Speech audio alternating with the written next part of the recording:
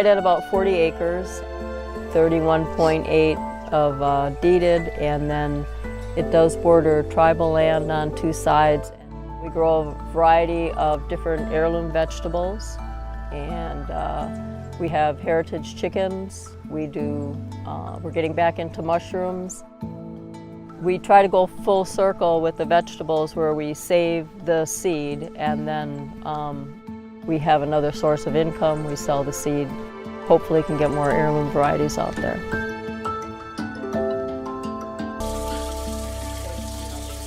One of the reasons he fell in love with this place is he could tell that the soil was really good.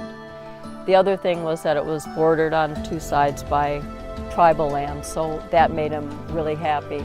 And when we went to the courthouse and we started digging through the records and the deeds and everything, we found that it was Cherokee land. There was one man who went when it was taken away from the Cherokee, and he purchased a lot of land. Then he sold it to a loving good family who held it in their family for over 100 years. But the tribal land is actually Cherokee land that they won back in court that was taken away from them. It's the Henson donation. So he just really felt at home when he was here, and so that's why he's flying his Cherokee flag back there, is he's reclaimed it.